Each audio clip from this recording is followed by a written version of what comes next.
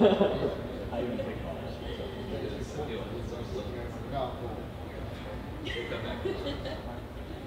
Hold up the sign in the back. Yeah, my boss is like,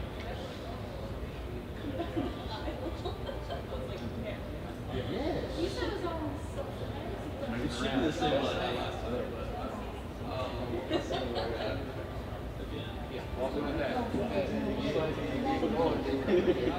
Yeah, I did. Just fall last year. I haven't really touched it since then.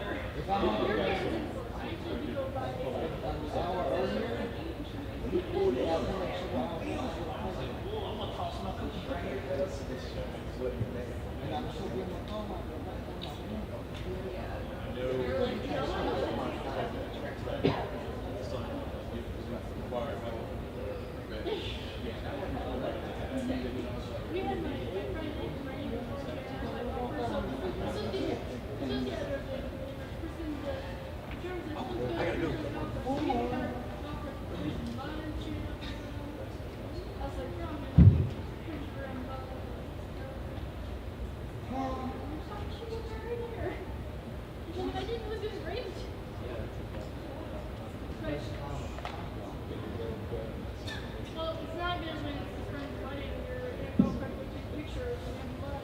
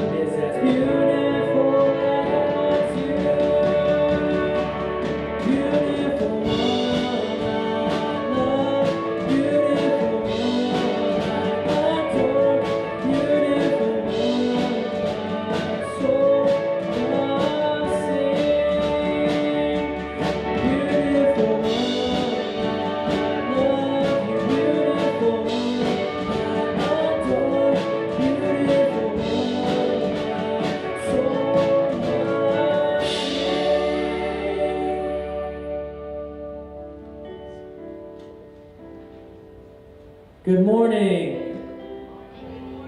Well, that's pretty good. Right off the bat. Right on. It's good to see you guys. Thank you very much for joining us here at TAF, Triad Adventist Fellowship. And for those that are streaming, we welcome you as well. And please sing loud and sing along with us. Our next song is 10,000 Reasons, Bless the Lord. Should be pretty familiar for everybody, so raise your voices and praise with us this morning.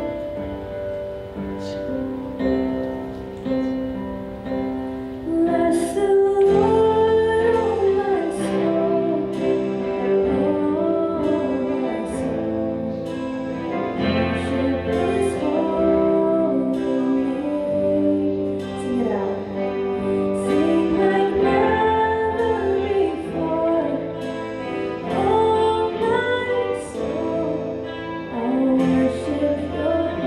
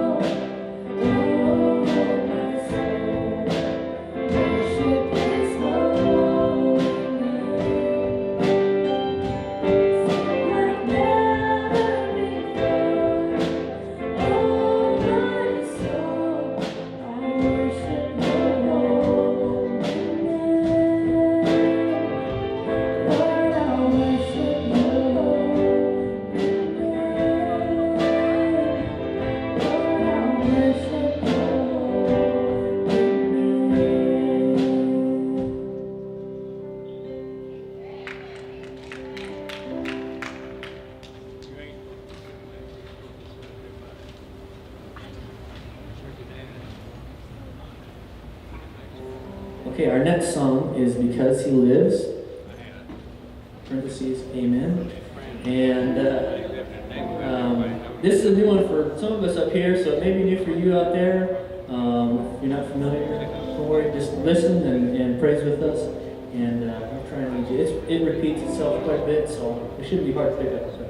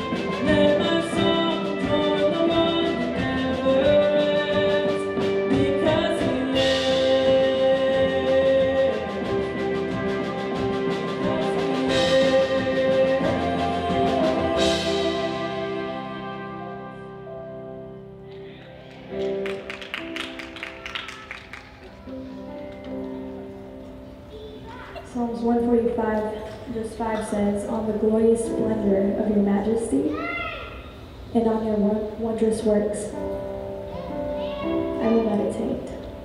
So sing with us this next song.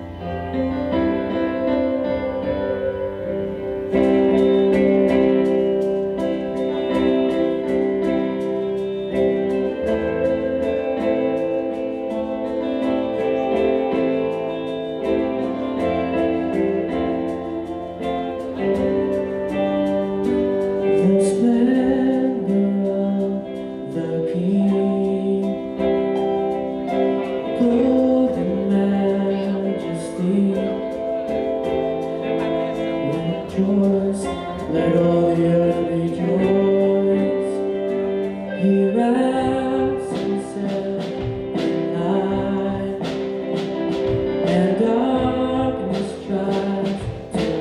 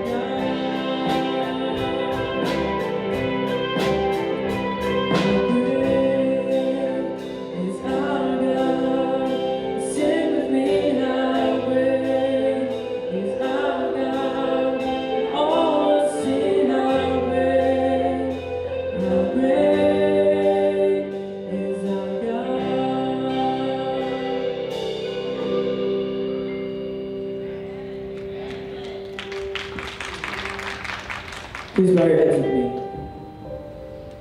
Father God, thank you so much for gathering us here this morning and lifting up our voices in song and praising you. We know that with 24-hour news cycle and everything that's going on in the world right now, there's a lot of craziness out there. But when you bring us in here, we can calm down and meditate with you and love you. And when we leave this place, bring that light into the world. So help us hear the message that's to come and be with us the rest of this weekend and the following week. In your name we pray. Amen.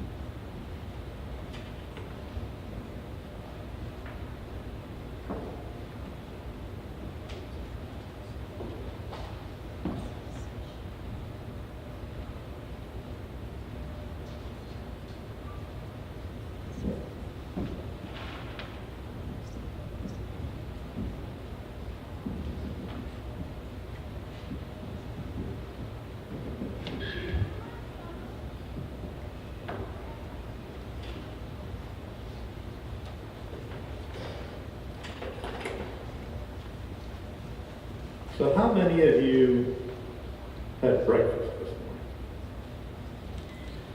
morning? Was it an 8,000 calorie breakfast?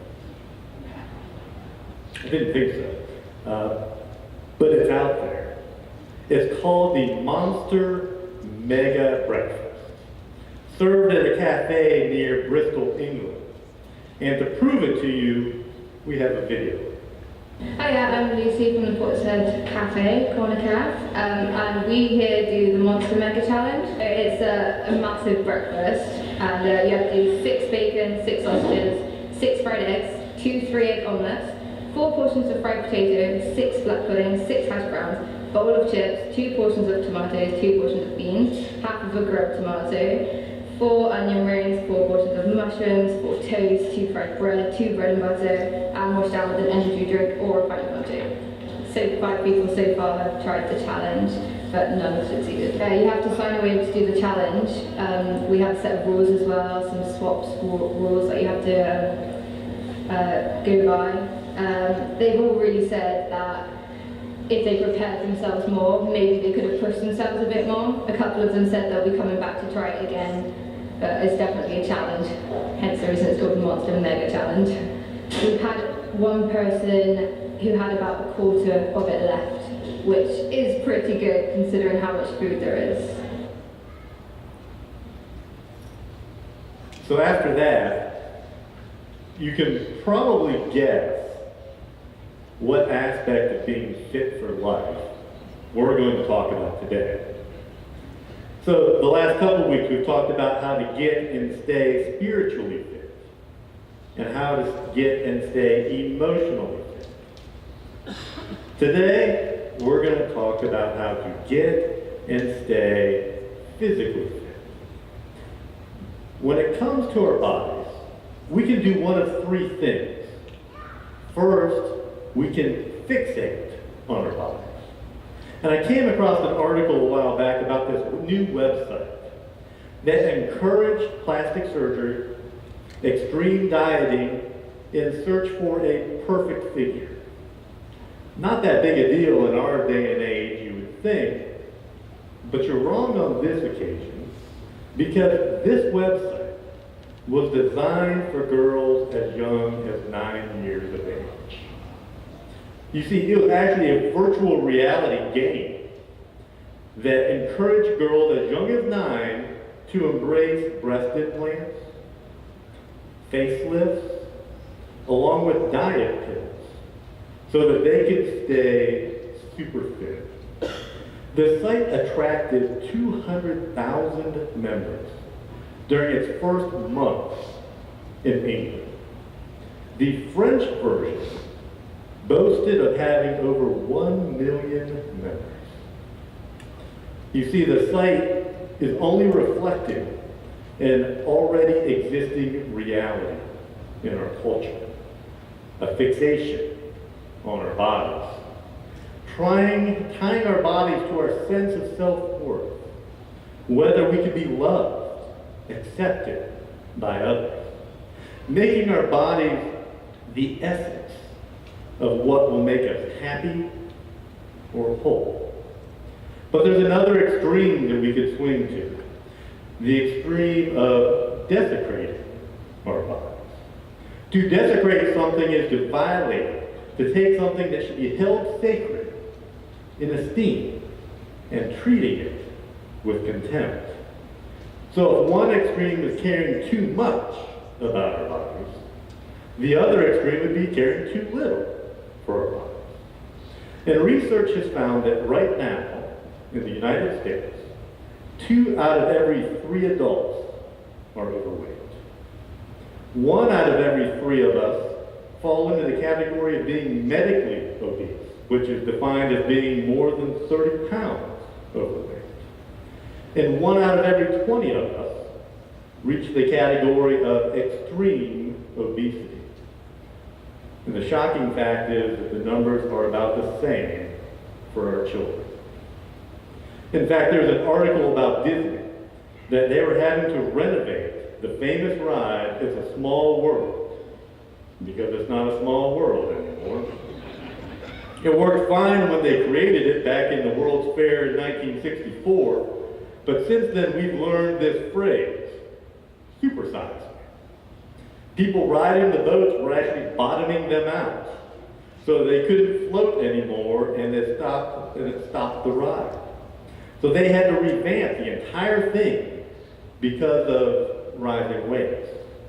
Then the same thing is happening in the automobile industry.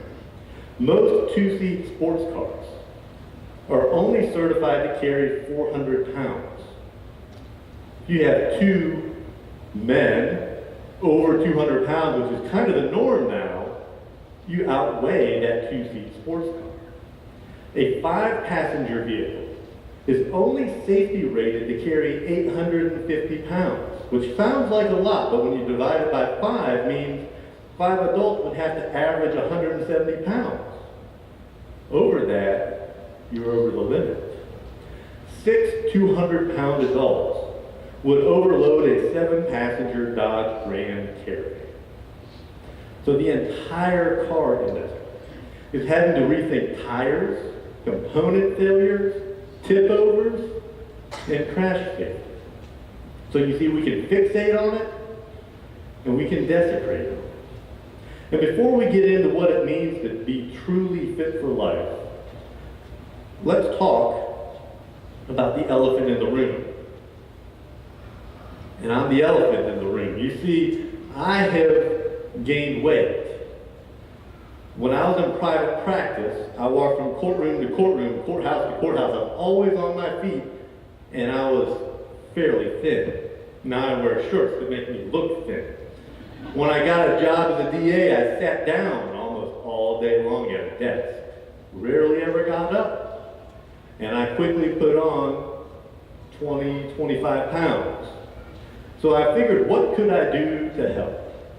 So I started watching what I eat, exercising, and this is actually my weight journey. When I started keeping track, I was at 199 pounds, and you see I did a really good job. Lost a lot of weight. Then you can see it went right back up. So that as of this morning, I was 195.5. So what do we do?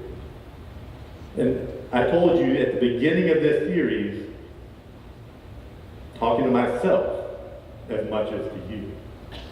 Because I've put that weight that I lost back on, and it needs to come back off. And I'm trying to do a good job of that. I'm starting to work on it. But I need help just as much as anyone else in this area. So if we are not to fixate, and we're not to desecrate our bodies, what's the third option? We are to consecrate our bodies. And that's not a word we use too much anymore. but it's an important word.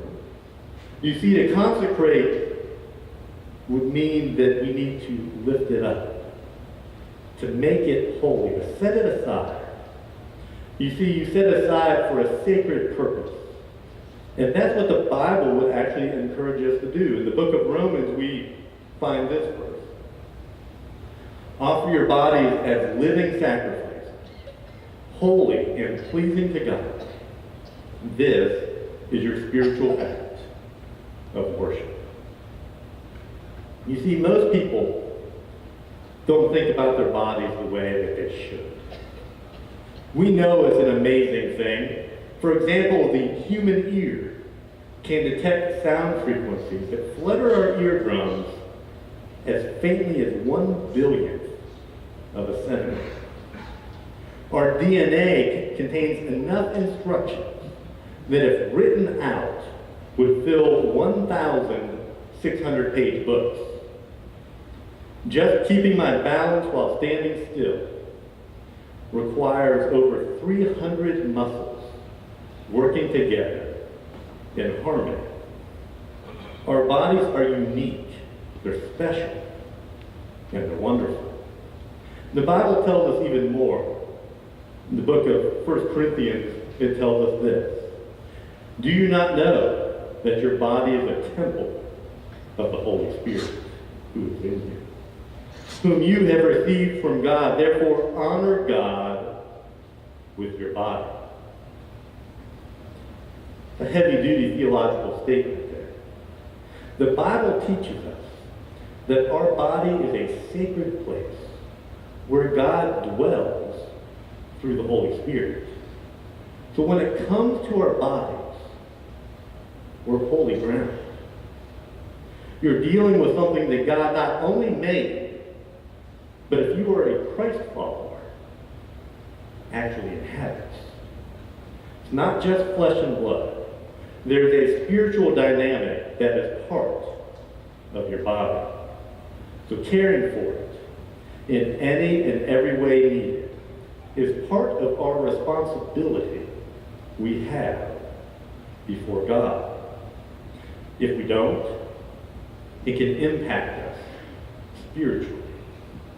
The relationship between you and your body is related to your relationship with God. More from the Bible on this. You know the old saying, first you eat to live, then you live to eat. Well, it may be true that the body is only a temporary thing, but that's no excuse for stuffing your body with food. Since the Master honors you with the body, honor him with your body. So how do we do that? You see, you have to live a life where you either eat less or you work out more. And both of those would need to become a lifestyle issue. The ultimate diet would be called eat less, work more. And the book would only be 3 pages long. The first page would say eat less. The second page would say work more. And the third page would say the end. Not a silver bullet. We want one, but there's not one there. That's what you have to do. You have to make eating less and working more lifestyle issues, not short-term diets, fitness fads, fitness spurts. So let's talk about the eating part first. Imagine someone gave you a $300,000 high-performance sports car like a Ferrari.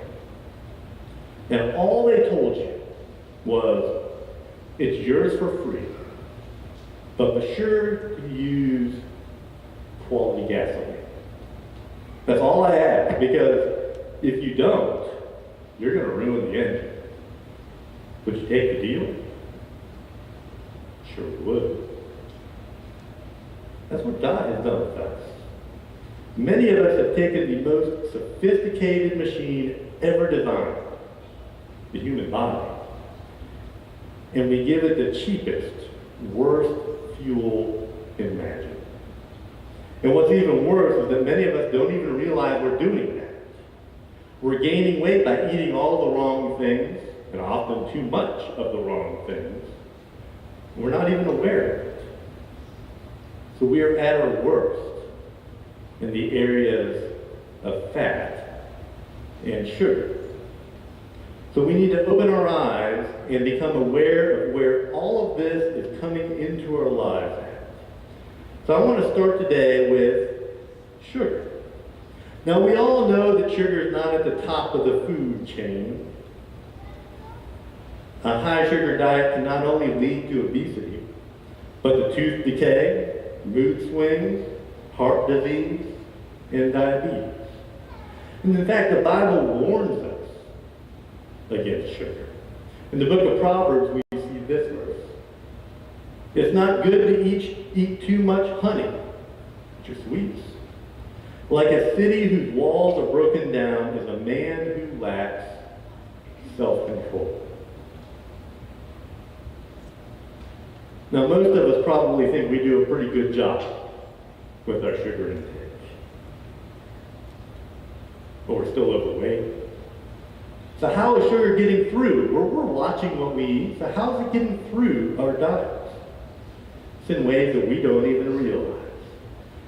See, 200 years ago, the average person ate 2 pounds of sugar a year.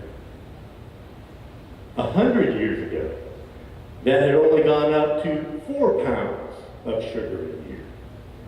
Today, the average person eats around 170 pounds of sugar each year. That's about 60 teaspoons a day. Now you may not think you're eating that much sugar.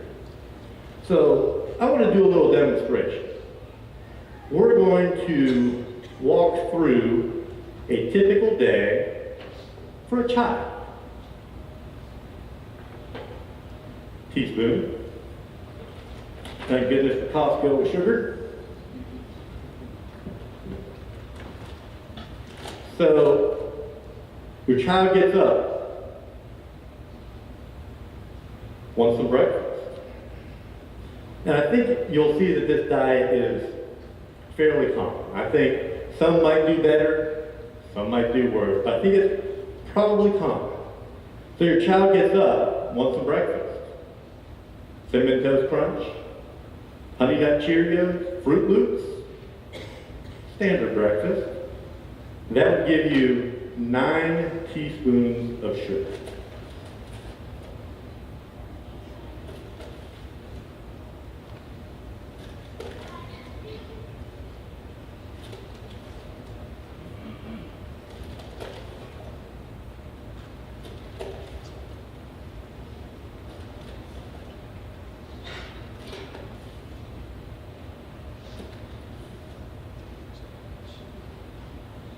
To make their breakfast a little bit more sound, you're going to give them some bread and jam.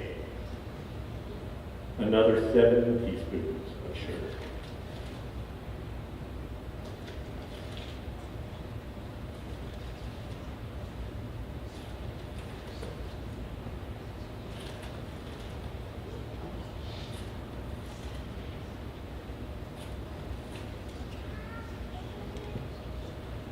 And of course they need something to drink. Orange juice. It's healthy, it's a fruit. So, orange juice, 6 more teaspoons.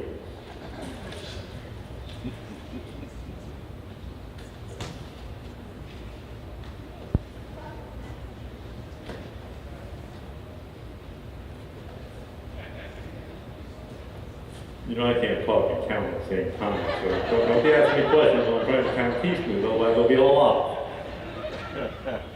So we're not even done with breakfast yet. And it's already had 22 teaspoons of sugar. So they go to school, mid-morning snack, They're asked, would you, let's call him Johnny. Johnny, would you like water? Chocolate milk. Any smart child is going to say chocolate milk. So Johnny gets some chocolate milk, and that is going to be another 6 teaspoons.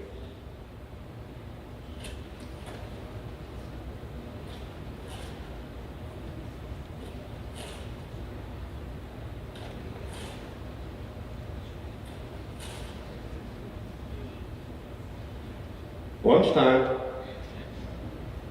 he has a bowl of cream of chicken soup.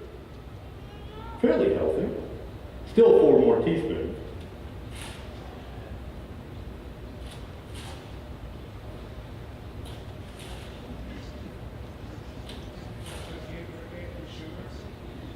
Might be easier.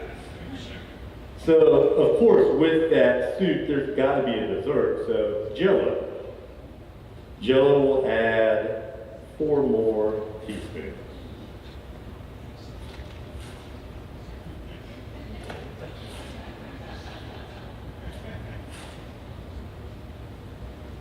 And of course, a glass of lemonade. 8 teaspoons.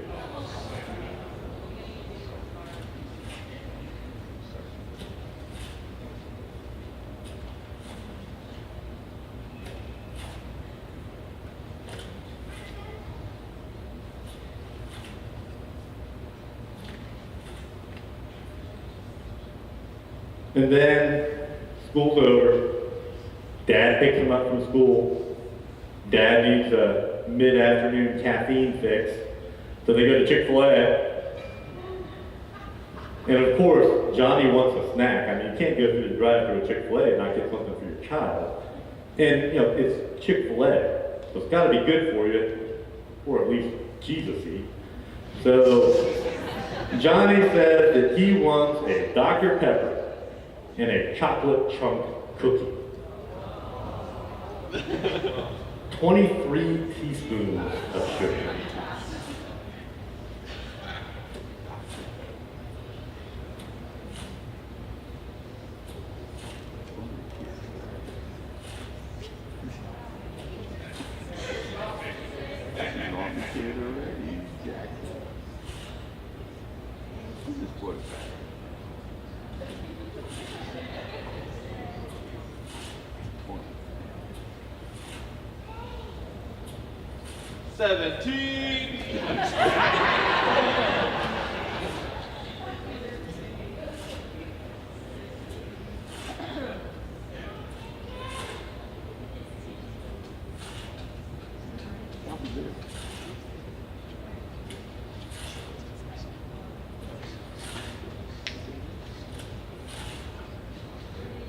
Thank you for those that counted correctly. Luke, you get some demerits for that. Dinner time. Mom, it's been a busy day, so rather than actually cooking something, she microwaves a frozen beef dinner, throws in some french fries and some ketchup, and of course a small dish of ice cream for dessert. Compared to the mid-afternoon snack, that's relatively healthy, but still adds 13 teaspoons of sugar.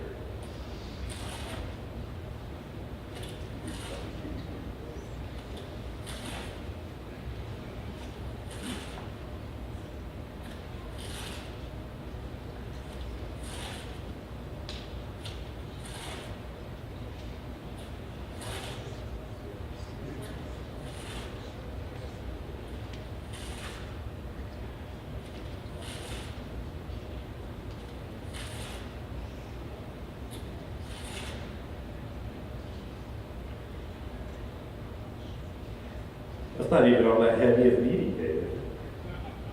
That's an average day. But this kid has had now almost nearly 100 teaspoons of sugar. And let's be honest, you've had just as much as your child has that day, if not more. But what is the worst source of sugar out there for us? Soda, I heard it. Soft drinks. 1 can of Coca-Cola has 10 teaspoons of sugar. One can. That's more sugar than 2 frosted Pop-Tarts and a Twinkie combined.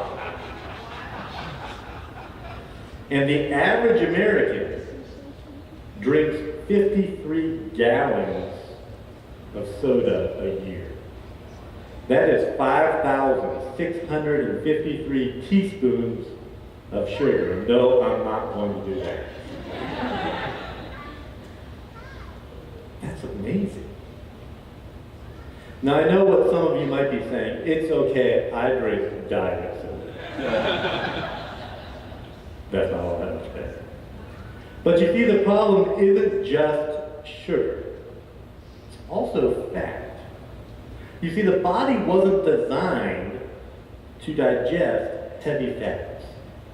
So those heavy fats that we do eat have a tendency to settle in our arteries and clog them up. Can cause high blood pressure, heart disease. Studies also relate high-fat diets to some forms of cancer. That certainly isn't consecrating our body. In fact, again in 1 Corinthians it says this: when you eat, always do it to the honor of God. So what's the answer? Again, it's learning how we're eating it so that we can then make a lifestyle adjustment. And just like sugar, most of us are clueless to the amount of fat that we're actually consuming in a given day. So, leave the sugar aside. Don't tell Amy I brought a plate from home. Although I think she's watching, so I think I just outed myself. Crisco. Because I wasn't going to bring in actual fat.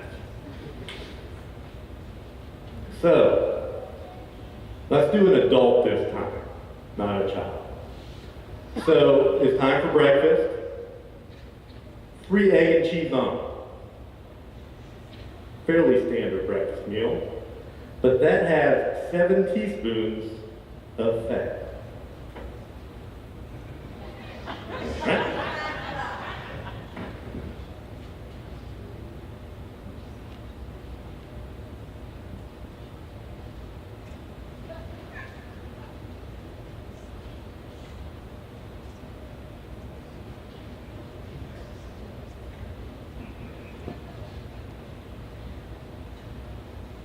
All right.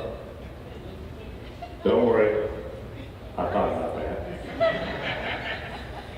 7 teaspoons of fat for breakfast. But you also have some toast, buttered toast, of course, because who eats plain toast? I actually do, but I'm one of those weird people who don't like butter. Buttered toast and a glass of milk. 6 more teaspoons.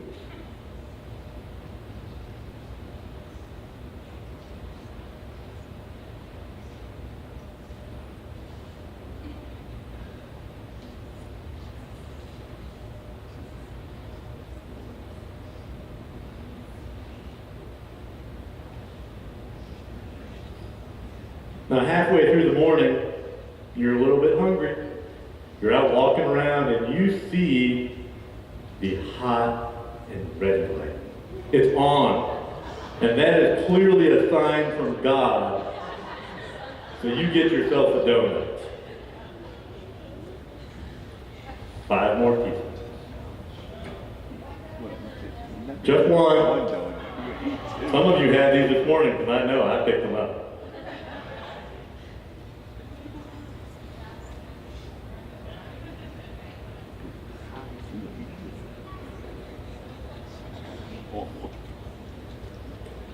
Time for some lunch. Chicken a la king. That's not that bad, right? 7 teaspoons.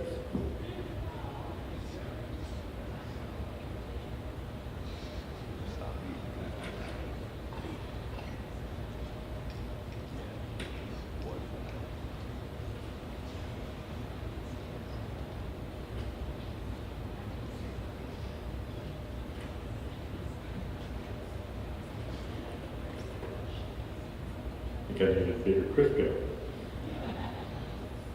Not more than one grab. Nah. So chicken on the cane.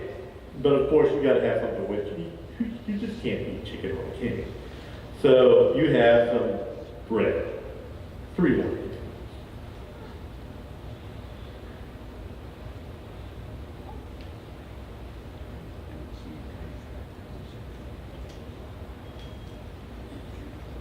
And I'm going to skip the mid-afternoon snack that I know you will have.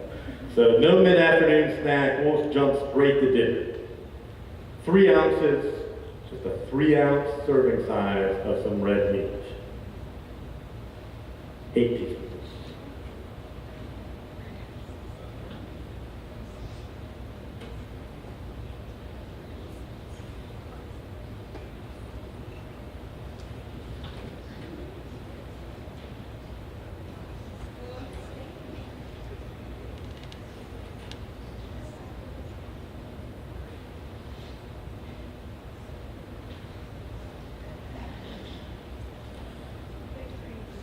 And of course, you're going to have a roll with your meat and some butter.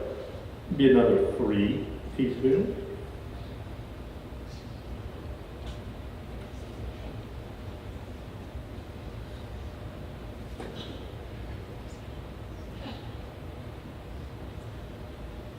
You're going to have some salad dressing, another 3 teaspoons.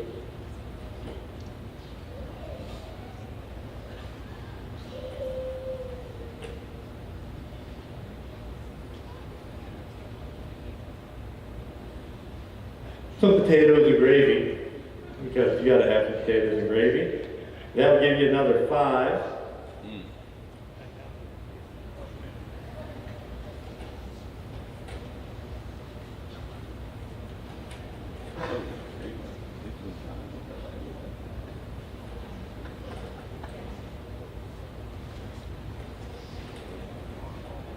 I'm actually running out of Crisco.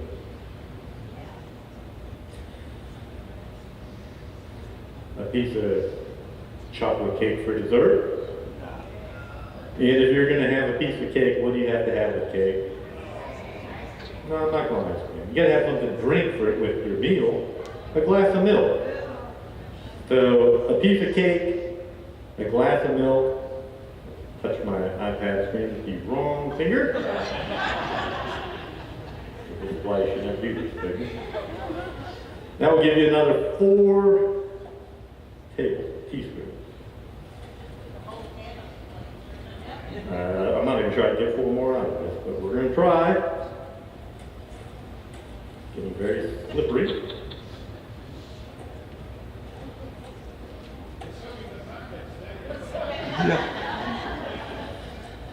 Might be a lot of leftovers today.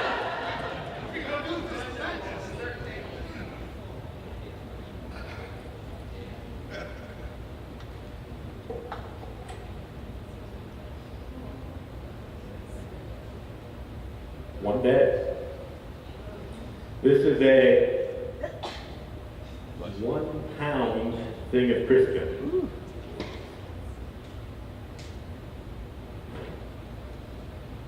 And every bit of that, every bit of this, your body can't digest.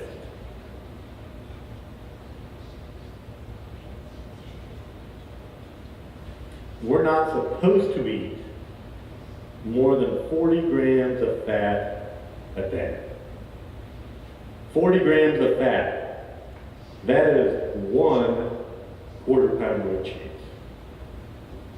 And the Diet Coke that you had to try to save on the sugar didn't help that fat go down any. If you go to the movies this weekend, butter popcorn from a movie theater, it has the fat gram equivalent of 4 full days in one sitting. You see, the real wake-up call when it comes to sugar and fat, and as well as sodium, I'm not even going to go into the sodium, comes when we eat out. You see, when you eat out, it's even worse than what we have here. So I'm gonna hit some restaurants. Let's start out somewhere and get something safe. Some fish. So, go to Applebee's. New England Fish and Chips. 1,930 calories. 138 grams of fat. 3,180 milligrams of sodium. It would take a 160-pound person a 3-hour hike to work that meal off.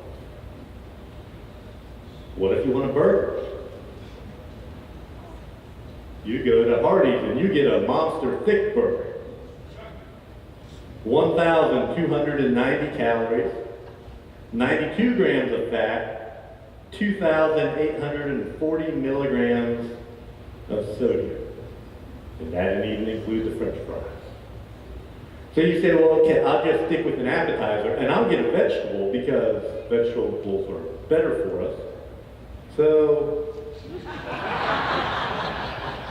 it's a vegetable. Outback Steakhouse, bloomin' onion, 1,949 calories, 161 grams of fat, 4,100 milligrams of sodium. That's not going out back. That's growing out back. So you say, okay, I'll go somewhere healthy. So let's go to the Cheesecake Factory. And we'll just stick with some pasta. The Cheesecake Factory fettuccine alfredo with chicken. Now there's not any chicken posted there, but imagine some chicken on there. 2,300 calories. 103 grams of fat. 1,297 milligrams of sodium. You know, they do have a healthy section. If you've been to the Cheesecake Factory, there's a healthy section of the menu. So let's go to the healthy section. And you get the Cheesecake Factory grilled chicken and avocado club. I mean, avocado is a wonder drug. This is going to be good for you. Right? Yes. Not really. 1,750 calories. 28 grams of fat. That's a lot better than the others. But 2,306 milligrams of sodium. I don't know the price. Oh, fries, yes.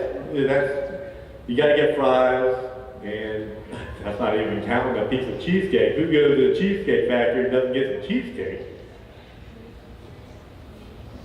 So is that all there is to being physically fit for life? Watching what you eat? Wising up about the sugar and the fat intake? No.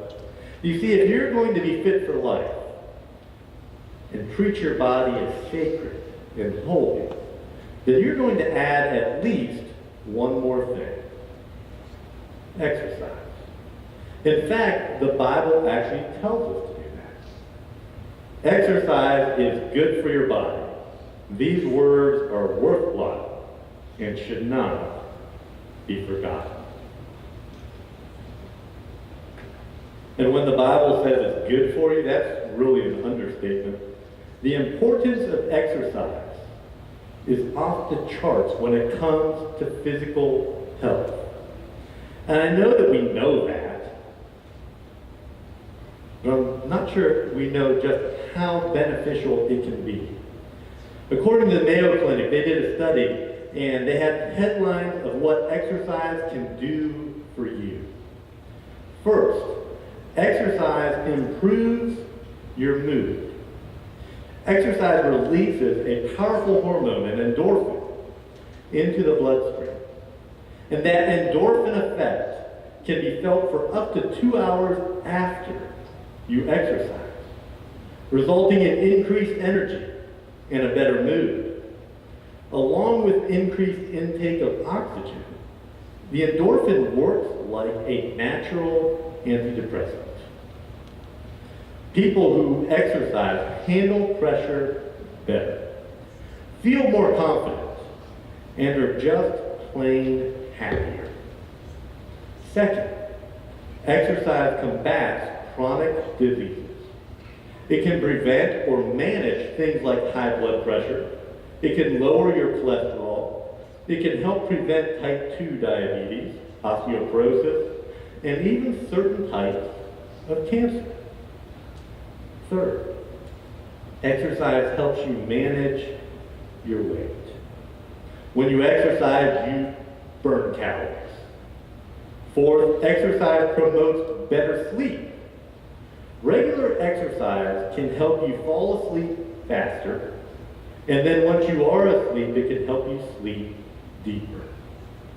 And studies show that it can also put the spark back into your sex life. According to a German study, because exercise increases circulation, it can even help you out with problems such as erectile dysfunction. And that's a phrase you thought you'd never hear in church. And the list goes on and on. Exercise develops strong and healthy bones. If you exercise regularly, you can lower your heart rate from 80 beats a minute down to 60 beats a minute. And that alone can save your heart 30,000 beats a day and 11 million beats in a year. In every single way, exercise matters. It's like taking Zoloft, Lipitor, Valium, and Viagra all at the same time.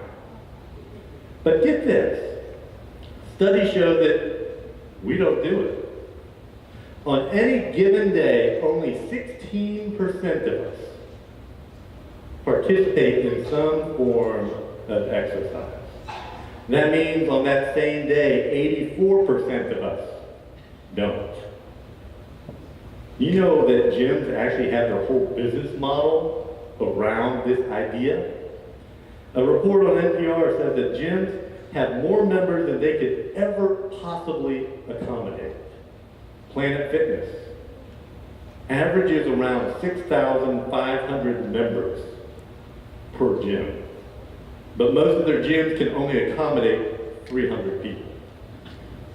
They do this because they know people aren't showing up. In fact, they're counting on people not showing up, being a member and then not exercising. And they can count on it because we don't go. So why aren't we exercising? That same study at the Mayo Clinic gave some of the top reasons why we don't exercise, and how all of those top reasons were false. Here's the first lie that we often believe about exercise. The first lie is, I don't need to lose weight, so I don't need to exercise. The benefits of exercise go beyond weight loss. So that is correct. That is a false statement. The second statement, I don't have time to exercise a full 60 minutes a day, so anything less just wouldn't give me the benefit. Studies show that even 20 minutes a day is beneficial. The third false belief is that I'm over 65, so why bother? You never stop the need or the benefit of exercise. The fourth false belief is that I don't have enough energy as it is. I can't afford to waste any more on some exercise. You know, that one almost sounds a little bit true in a weird way, but the truth is that exercise is what gives you the energy. Exercise is better than a nap for boosting energy and fighting fatigue. The fifth false belief we believe is that I used to exercise all the time, So I have a fair amount of health built up. Again, it almost sounds true. And in fact, a study was conducted of elite athletes who trained solidly for a year in order to reach those peak levels of performance. And then they stopped completely. Within 90 days, they had lost half of their aerobic ability. And a similar study was done on people like us, average people. They put them on a bicycle fitness program for 2 months, and every single person made dramatic cardiovascular improvements and boosted their aerobic capacity substantially. And then they stopped. Within 2 months, 60 days, they had lost everything that they had gained. They lost all of that cardiovascular progress. They were right back to where they started at in terms of physical fitness. The sixth false belief that we believe is that exercise makes me eat more, and I'm already fat enough. According to the Mayo Clinic, not only does exercise not make you eat more, in most people it actually reduces your appetite. And then finally, the final false belief that we believe is I used to exercise and I ended up gaining weight, so it didn't help me at all anyway. You see, when you first start to exercise, you can in fact experience short-term weight gain. But that is actually a good thing. You see, if you gain weight through exercise, and you probably will at first, it's because your body is replacing fat with muscle. And while muscle may weigh more than fat, it takes up less space than fat. And that is what can make your body look toned. In fact, look at this picture. 5 pounds of fat versus 5 pounds of muscle. So yes, if you have the same amount, you may gain weight, but you're going to be healthier. And in fact, look at this picture. These two guys are the exact same height, the exact same weight, and they both have the exact same body mass index, or BMI. They don't look the same, do they? So I think we can see the reasons that we don't exercise just don't hold up. So if we're going to be physically fit for life, exercise, and it doesn't have to be overdoing it exercise. You don't have to look like a muscle-bound guy like that guy, but exercise in general should be a part of our lives. So what should we do? We need to make it a part of our daily routine. Find a place for it. Make a plan to follow through with it. And one of the simplest plans out there, and one that I think anyone can really follow, is known as the 30-3 plan. And it's simple, it's easy to remember, and it's simple to do. Exercise for 30 minutes a day, 3 days a week. And any fitness expert would tell you to do what you enjoy. You're not going to find me running for 30 minutes really any day for that matter. I'll play basketball, that's a different running. You know, I'm talking about running like straight in a line, distance somewhere. That's not going to happen with me. So whether you enjoy a team sport, golf, racket sports, martial arts, weight training, running, cycling, cross-country skiing, not necessarily here, swimming, whatever it is that you enjoy doing, do it. Because if we use a form of exercise that we enjoy, we will continue to do it. And a study was done on this in relation to something as simple as taking the stairs instead of the escalator. Let's be honest, over 90% of us that have the option of stairs and an escalator, we're going to hop on the escalator. It's just easier. But what if the stairs were made to be more fun to take? They actually did this scenario, and there's a video to show you what happened.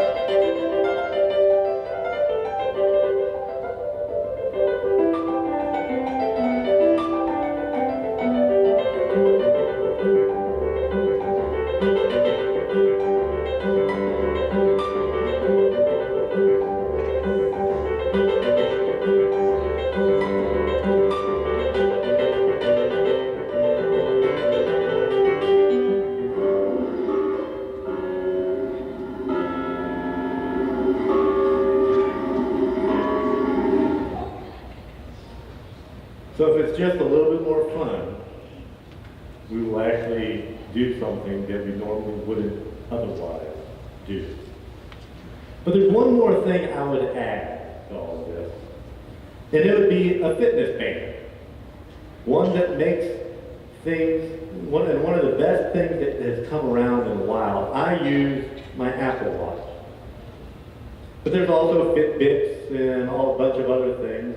But what I like about it is that it lets you know how you're doing during the day, how active you've been, and it even helps me if I'm sitting at my desk at 50 minutes after the hour, it buzzes my hand and tells me I need to stand up. So at 50 minutes every hour, if it buzzes my hand, I get up from my desk, I run down 2 flights of stairs in the courthouse, across the courthouse, and then run back up 2 flights of stairs back to my office. It takes me about 3 minutes to do that.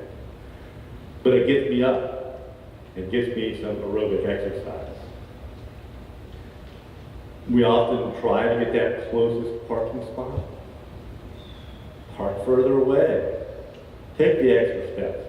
Take the elevator, instead of taking the elevator, take the stairs.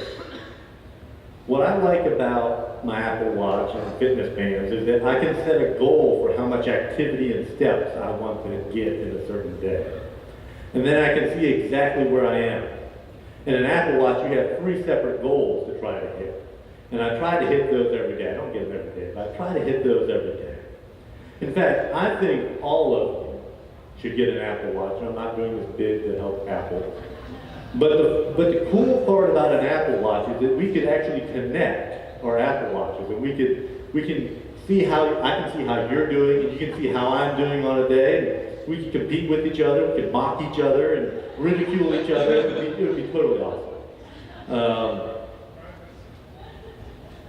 Privacy. We've given up privacy a long time ago. And one last thing, super quick, and this is mainly for the guys out there. Get regular checkups with your doctors.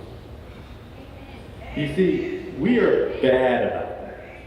We're bad about not getting annual physicals and not getting those kind of tests that we know we should get, the colonoscopy and the PSA test. But if your wife is bugging you to get a physical, to get some of these tests done, and you're blowing her off, then what you're really saying is that you don't care about consecrating your body to God.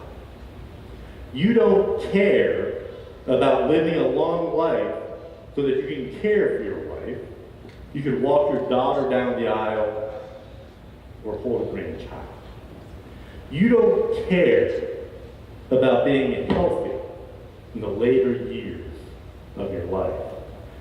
you don't care about stewarding what God has given you. It's selfish and it's stupid. So add all of this up. Know what it is you're eating and make sure it's not drenched in fat and sugar. Exercise even 30 minutes a day, 3 days a week. And get regular checkups. Those three things alone, as a lifestyle change, can make you physically fit for life. And that's what it means to not fixate, to not desecrate, but to really consecrate your body to God. Heavenly Father, Lord, I ask that you help us to make a decision to be physically fit for life. Help us to make those decisions that often we don't want to, that often we avoid, and help us to open our eyes that you want us to be healthy. You want us to be so healthy that we can then reach out to others. Because if we don't take care of ourselves, we won't be able to do your work here, Lord. So help us to make that commitment to being physically fit for life. In your Son's name, amen. I didn't take into account that I was going to clean all this up.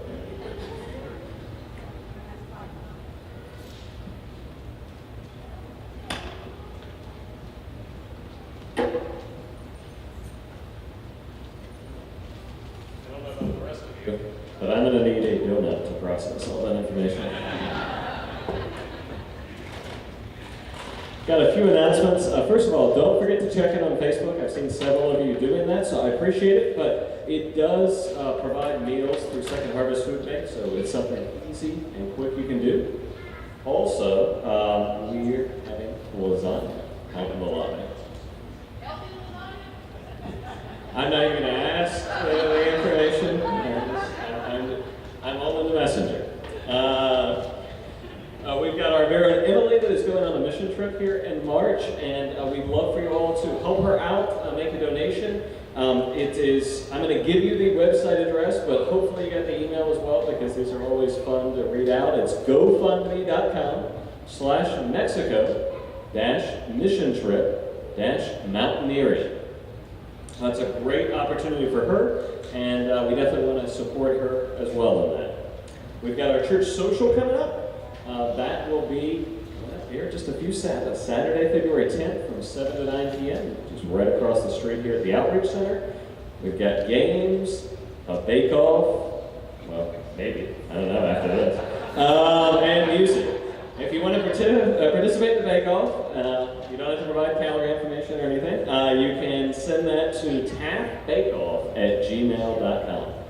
Don't forget to support TAF financially, and also I know that several of you have been getting these boxes here out. We want to hear your stories, so see Matt if you've got an especially good story from that. I told him earlier that we did. I just have to think of it.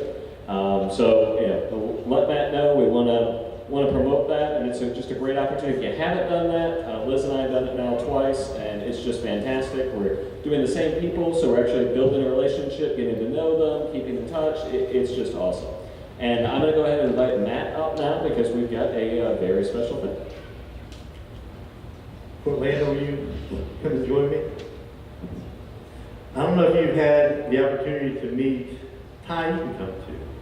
It's fine. If you've had a chance to meet Tyrone and Orlando Davis, they have been coming. They also have two young daughters, ages 12 and 6, who are now brand new students at Tri-City Christian Academy. Orlando is currently a member of the Adventist Church in another church, but she wants to join our family by profession of faith today. Is that your desire? All right. So, do I have a motion to accept her into membership here? I see many motions and many seconds. All those in favor say aye. Aye. I'm going to have a word prayer. And by the way, Ty is going to follow her fairly soon. He and I have started some Bible studies, and he's going to get baptized here shortly. So. Heavenly Father, Lord, I just want to ask that you lift up the Davis family. Help them as they parent their two children. Help them to guide them in the right direction. Lord, help them to find the ministry that you would have them work in here at Taft. Help them to accept that responsibility, to follow your guidance and your will in each of their lives. Lord, we ask that you lift them up, help them to grow close to you each day. In your Son's name, amen. Welcome to the family.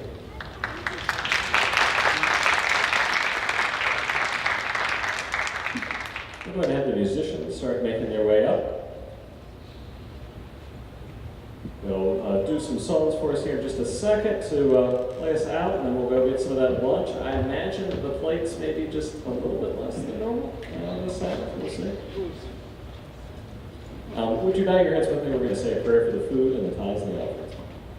Dear Heavenly Father, thank you so much for the body you've given us. And Lord, we just pray that we would be good stewards of that.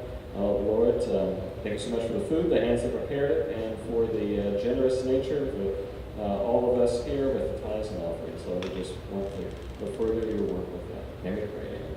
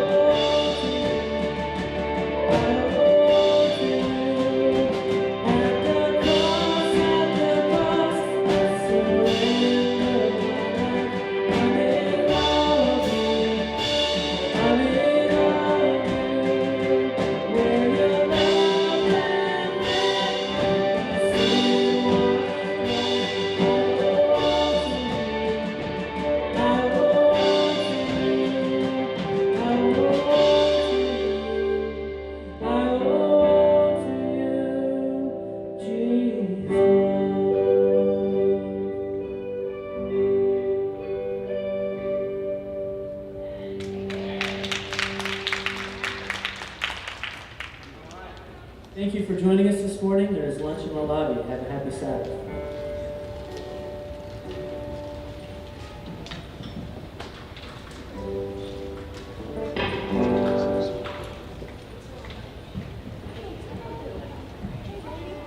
Come set your rule and reign in our hearts again. Increase in us, we pray. Until I remain. Come set